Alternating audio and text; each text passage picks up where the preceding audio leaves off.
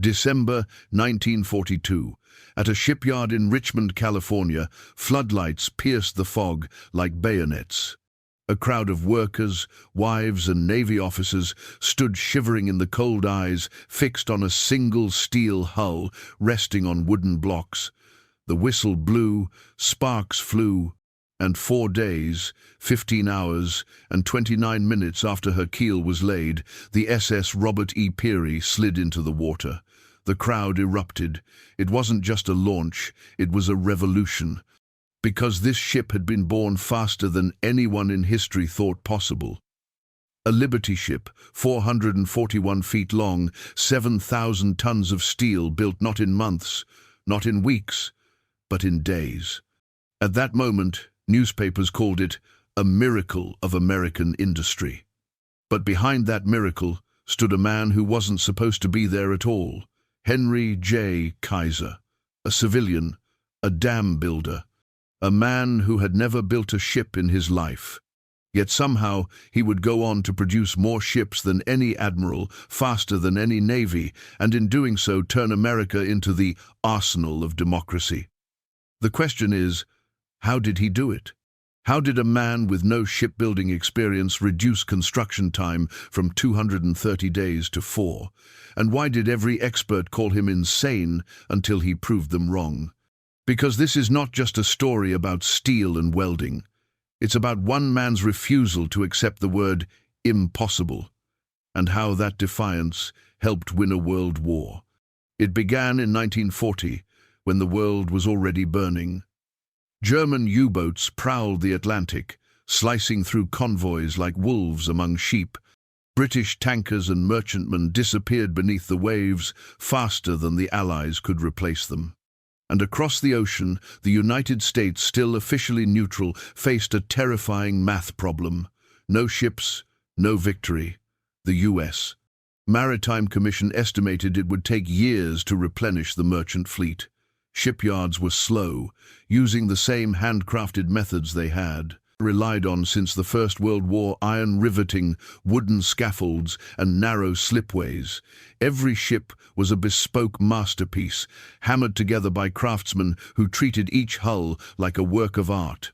Then came a name out of nowhere: Henry Kaiser, the man who built the Hoover Dam, the Grand Coulee, and Boulder. A civilian contractor famous for doing what others said couldn't be done. But this time, he wasn't talking about pouring concrete. He was talking about building ships, thousands of them. When Kaiser proposed his idea to the Maritime Commission, Vice Admiral Emory Land, a seasoned naval officer, nearly laughed him out of the room. "Mr. Kaiser," he said, "you build dams, not destroyers." Shipbuilding, he reminded him, wasn't something you could rush. It required patience, precision, and above all, tradition. Kaiser just smiled. He had heard this before. Years earlier, when he promised to tame the Colorado River with the Hoover Dam, engineers said the same thing: impossible. Now, he was hearing it again. To Kaiser, tradition was the enemy of progress. He saw in shipyards what he'd once seen in construction: wasted motion, idle hands, and stubborn pride. He believed ships could be manufactured like automobiles, not handcrafted like cathedral arches. The old guard called him arrogant. They mocked his inexperience. But Kaiser didn't need permission, he just needed a contract. And when Britain begged America for cargo ships under the Lend-Lease program, desperation cracked the door open. The Maritime Commission, short on options and long on fear, gave Kaiser a chance. He wasn't supposed to succeed. Even his own engineers whispered that he was doomed. But as he left Washington that night, he told his team something that would become his mantra: if they say it can't be done, that means it's worth doing. The skeptics didn't know it yet. But a storm was coming, not of bombs or bullets, but of innovation. When Henry Kaiser looked at a shipyard, he didn't see ships, he saw bottlenecks. While traditional builders obsessed over craftsmanship, he obsessed over time. He studied blueprints like battle plans, tracing every delay from supply to scaffolding. Then he asked a question that made shipbuilders laugh out loud: Why can't we build ships like Ford builds cars? To most, it was heresy. Shipyards had always built vessels piece by piece, from the keel up like a cathedral of steel, slowly rising from mud. Kaiser wanted to flip the process on its head. His idea was simple but radical. Break the ship into giant, prefabricated sections, decks, bulkheads, engine rooms built separately, then welded together like puzzle pieces. Each section could be built by different teams in parallel, then rolled into place for final assembly. It was Ford's assembly line, but on water. When Kaiser proposed this to the Maritime Commission, naval engineers balked. Welding, prefabrication, parallel construction, these ideas belonged in auto plants, not shipyards. They called it the death of craftsmanship. One foreman even sneered, "Ships aren't toys, Mr. Kaiser. They'll crack in two before they cross the Atlantic." That last part, crack in two, would haunt him later. But at that moment, he was undeterred. He hired industrial planners who had never seen a ship before, men from Detroit, Chicago, and Pittsburgh, who spoke the language of conveyor belts and efficiency. He brought in experts from the Ford Motor Company, Bethlehem Steel, and Standard Oil. And when they told him they needed trained welders, he didn't wait for training schools to appear, he built them himself. His workforce would be unlike anything the maritime world had ever seen. No more rigid guilds or closed unions controlling who could work. Kaiser opened his doors to everyone, farmers, students, women, even retirees. He believed in one simple rule: teach fast, trust faster. And as for welding, that dangerous, untested replacement for riveting, Kaiser called it the stitch of the future. Riveters took days to hammer hundreds of bolts by hand. Welders could join plates in minutes. It wasn't just faster, it was cheaper, stronger, and simpler to teach. When the first prefabricated sections began to arrive by truck and rail, traditional shipbuilders stood in silence. They watched as cranes lowered 20-ton modules into place, and workers lined them up perfectly, sparks lighting the night. No hammer chorus, no endless riveting, just a steady hum of progress. One engineer reportedly muttered, "This isn't shipbuilding, it's manufacturing." Kaiser smiled. That's exactly what it was. He had taken the principles of Detroit and brought them to the docks, and the world was about to see what impossible really looked like. By early 1941, the quiet shoreline of Richmond, California, began to tremble. Where there had once been fishermen and warehouses, now rose the clang and fire of Richmond Shipyard No. 1, Henry Kaiser's first industrial fortress. It wasn't just a shipyard, it was a city built to outbuild the Axis. The scale was staggering. In less than 6 months, barren waterfront was transformed into a labyrinth of cranes, dry docks, welding bays, and rail lines feeding steel day and night. Kaiser didn't wait for ideal conditions. He built while recruiting, trained while producing, and launched before the paint had even dried. And the workers? They were America itself. Tens of thousands poured in from across the country. Farmers from Oklahoma, miners from Kentucky, housewives from Oregon, all drawn by the promise of war work and steady pay. Few had ever seen the ocean, let alone built a ship, but Kaiser didn't care. He built training schools on site and created the fastest industrial learning curve in history. Then came a quiet revolution: women. More than 40,000 women joined his workforce: welders, burners, crane operators, pipe fitters. They cut steel, handled torches, and guided hulls weighing thousands of tons. The press called them Rosie the Riveter, but in Richmond they had a new title: Wanda the Welder. Wanda and her crew worked under floodlights that made night look like day. Shifts ran 24 hours, 3 rotations, no interruptions. Every time a shift ended, the next began without pause. The yards never slept. To keep morale high, Kaiser introduced unheard-of amenities: child care centers, cafeterias, even dance halls and live music at lunch breaks. Psychologists were hired to monitor fatigue. Canteens offered free coffee at midnight. There was even an on-site orchestra that played swing tunes while workers guided hull sections into place. For a generation raised in the Great Depression, this was more than a job, it was purpose. And while the bombs fell over Europe, Richmond became a symphony of sparks. Every crane swing, every weld, every whistle blast carried the same rhythm: speed, efficiency, victory. Kaiser expanded rapidly. By the time America officially entered the war after Pearl Harbor, his success in Richmond had convinced Washington to give him 6 more shipyards from Portland, Oregon to Vancouver, Washington. Each one operated on the same philosophy: simplify, modularize, and build faster. The Richmond Yard soon became the largest shipbuilding complex in the world. A new ship left the slipway every few days. And with every launch, the skeptics grew quieter. One visitor later recalled, "It was like watching a new America being built, one where anyone could pick up a torch and change the course of the war." What had started as a gamble was now an unstoppable machine. But Kaiser wasn't done. He wanted to prove that speed wasn't just possible, it could be pushed beyond imagination.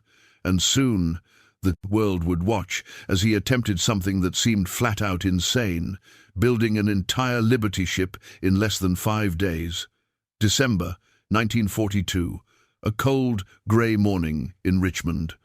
The shipyard floor was slick with rain, steam, and cigarette smoke. A brass band warmed up near the water's edge. Thousands of workers, welders, riveters, foremen, wives, and children packed together, eyes fixed on an unfinished hull labeled SS Robert E. Peary.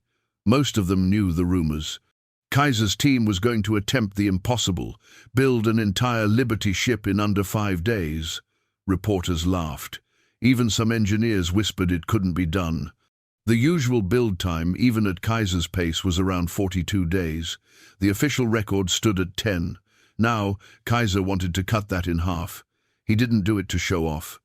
He did it to prove a point that America's industrial power could bend time itself, that impossible was just a word, not a law. At exactly 12:01 a.m., on November 21st, the keel was laid.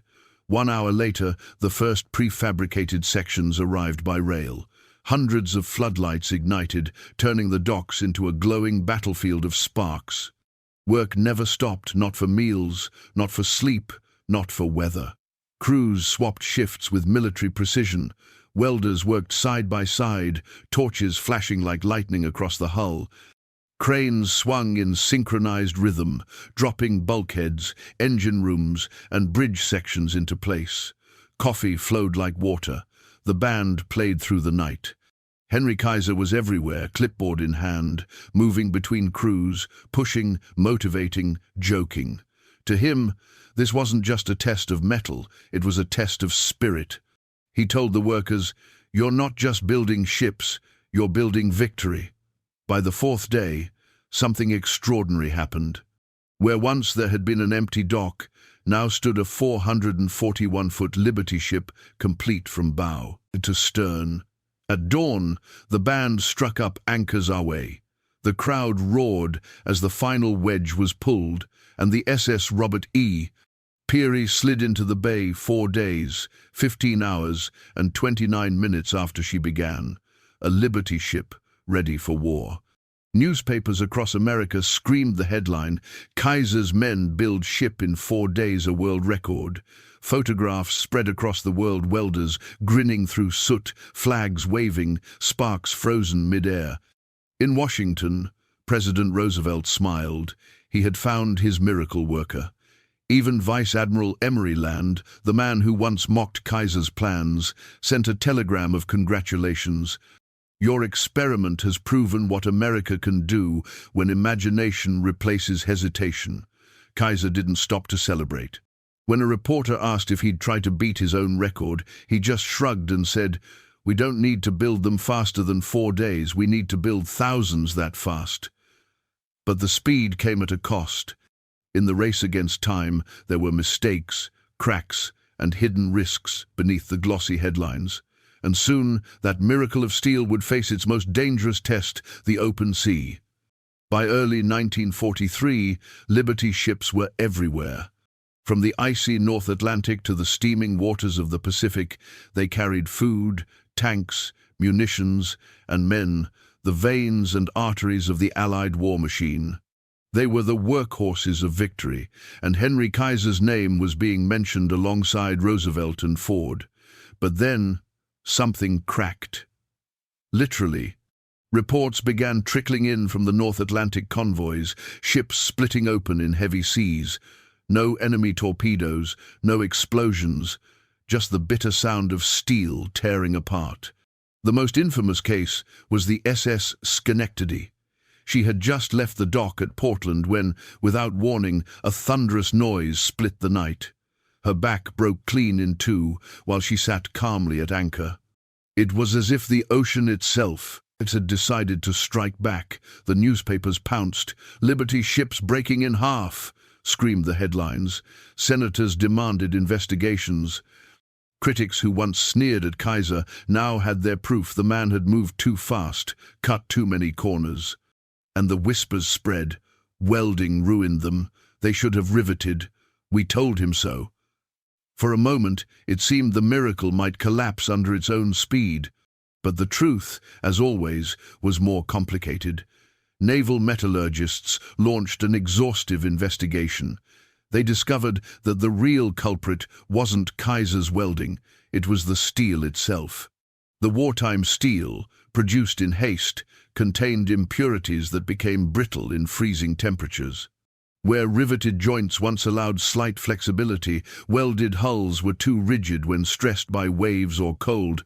They simply snapped. It wasn't a design flaw, it was a physics lesson. Kaiser didn't hide from it.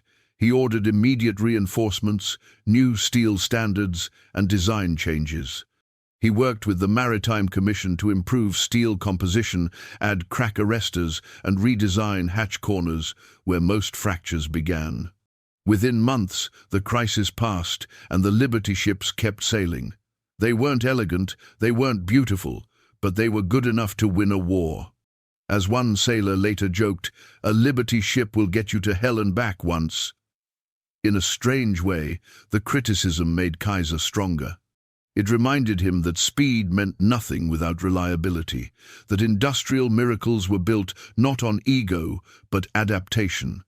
By the end of 1943, the cracks had been solved, the headlines had faded, and the production line was roaring louder than ever. The Richmond yards alone launched more than 700 ships. Kaiser had weathered his first real defeat and turned it into another triumph. But while the world marveled at the ships, another revolution was quietly unfolding. Inside his shipyards, a social and medical experiment that would outlast the war itself. By 1944, Henry Kaiser's empire had become a living organism, 196,000 workers, 7 shipyards, thousands of cranes and welders, all moving in rhythm, 24 hours a day. To keep that machine alive, Kaiser had to solve a problem no general could: human exhaustion. The pace was brutal. 3 shifts, no weekends, no breaks between contracts. Men and women worked under arc lights so bright they turned night into noon. Many had never done industrial labor before. They fainted, fell, got burned, or simply broke down. Absenteeism threatened to cripple production. Doctors were scarce, hospitals were overcrowded, and every hour lost was a torpedo aimed at the war effort. So Kaiser did something no industrialist had ever done. He decided to build his own healthcare system. He opened clinics near the shipyards, staffed them with full-time doctors, and made medical care available for every worker and their families for a small weekly deduction from pay. It was efficient, fair, and most of all, preventative. Doctors weren't just treating injuries, they were keeping workers healthy enough not to get injured. At first, it was considered radical. Some union leaders called it socialized medicine. But Kaiser didn't care. He saw it as an engineering problem. human maintenance. If machines needed oil, men needed care. Soon, absentee rates plummeted, productivity soared, and from that wartime experiment, a name emerged: Kaiser Permanente. It was one of the most unexpected legacies of World War II, a civilian health plan born from a shipyard, a system that would later cover millions of Americans and become a model for modern healthcare. But Kaiser's innovation didn't stop with hospitals. He built housing for workers, schools for their children, and even recreation centers. He paid for music programs, art classes, and on-site cafeterias that served 3 meals a day. To him, morale was just another form of efficiency. A happy welder was a faster welder. At the Richmond yards, women like Wanda the welder began earning their own paychecks for the first time. Many bought homes, supported families, and changed the course of gender roles in America. As one worker put it, "We weren't just building ships, we were building ourselves." The Richmond community transformed from a sleepy town of 20,000 into a booming city of 130,000 inches, less than 3 years. Factories turned into neighborhoods. Cafeterias turned into communities. It was a social experiment forged in steel and fire, a miniature version of Roosevelt's 4 freedoms brought to life. By the time the war began to tilt in the Allies' favor, Kaiser's workforce wasn't just producing ships, they were producing something far greater, a blueprint for the modern American workforce. But as victory drew closer, the question shifted. What had all this effort accomplished? Were these ships, these ugly, boxy Liberty ships, really that decisive? The answer would silence every critic left standing. By 1944, the tide of war had turned, and Henry Kaiser's ships were part of the reason why. Across the Atlantic, Allied convoys, once hunted by U-boats, now swarmed the seas like an industrial tide. Each Liberty ship carried the lifeblood of freedom: tanks, guns, food, fuel, and sometimes entire battalions of men. The simple, boxy vessels, once dismissed as ugly ducklings, became the backbone of global logistics. Their secret wasn't speed or beauty, it was numbers. 2,710 Liberty ships were launched by war's end, nearly 1 every 2 days at the height of production. Kaiser's yards alone produced 1,490 of them. It was an industrial miracle so massive that even Germany's high command took notice. One captured Nazi officer reportedly said, "We were sinking them faster than anyone in history, and then America began building them faster than we could reload." Each ship was a weapon of patience, a floating factory of resilience. And together they crushed the German strategy of starvation. The U-boats couldn't keep up. For every Liberty ship lost, 2 more appeared. Convoy after convoy crossed the Atlantic. They brought supplies for D-Day, fuel for Patton's tanks, and food for a starving Europe. Even the Pacific War ran on Liberty steel. Their cargo fed the island-hopping campaigns that would bring America to Japan's doorstep. But the Liberty ship wasn't just a vessel, it was a symbol of democracy's ability to adapt, to learn, to outthink tyranny through sheer creativity. Every beam, every weld, every launch was a declaration: we will not be outbuilt. By 1945, Kaiser's impossible system had done more than fill the oceans with ships. It had rewritten the rules of production itself. The same methods used in his yards would soon spread to auto plants, aircraft factories, and beyond. The idea that anything, even a ship, could be mass-produced had become reality. When the war ended, Liberty ships were scattered across every sea on Earth, a steel constellation marking the path to victory. Some were scrapped, others repurposed, and a few, like the SS John W. Brown and SS Jeremiah O'Brien, survived to this day, preserved as floating museums of what ordinary people achieved when asked to do the extraordinary. The Liberty ships had no sleek lines, no glamour, but in the end, it wasn't the fastest or most beautiful vessels that won the war, it was the ones that showed up, and thanks to Henry Kaiser, they showed up in time. When the guns finally fell silent in 1945, the world began to count its losses and its miracles. Among the ruins of Europe and the ashes of the Pacific stood a quiet truth. America had outbuilt the war itself, and at the center of that miracle was a civilian Henry John Kaiser. He never wore a uniform, never commanded a ship, never fired a shot.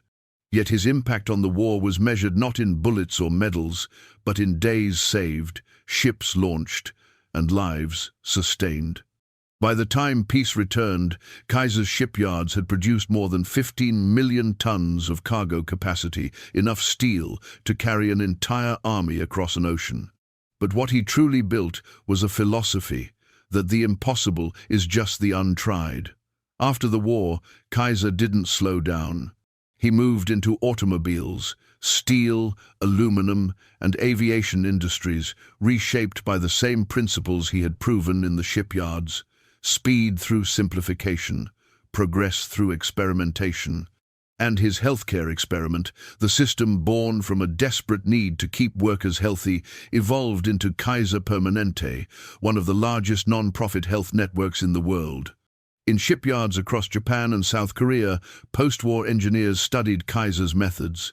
They adopted his modular construction techniques, turning nations once devastated by war into global shipbuilding powers.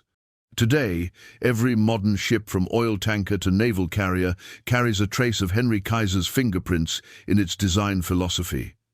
But Kaiser's true genius wasn't just technical, it was human. He believed that ordinary people, if trusted and trained, could achieve extraordinary things. That women could weld, that immigrants could innovate, that the unskilled could learn faster than anyone thought possible. In his world, there was no such thing as unqualified. There was only not yet trained. The Richmond shipyards are silent now. The cranes have long stopped moving. But two Liberty ships, the SS John W. Brown in Baltimore and the SS Jeremiah O'Brien in San Francisco, still sail, living testaments to the power of belief. Their decks creak, their engines hum, and their hulls bear the welds of a generation that refused to lose. Visitors who walk those decks often ask, how did they do it? How did they build so fast? The answer isn't just in steel or welding. It's in a mindset, the refusal to let tradition dictate destiny. Henry Kaiser once said, "Find a need and fill it faster than anyone else can. That's progress." He did. And in doing so, he gave democracy a weapon more powerful than any bomb: the ability to adapt. So when you see those grainy black and white films of Liberty ships sliding down the ways, remember, they weren't just ships. They were the proof that one man's impossible idea could turn a nation of dreamers into builders, and builders into victors.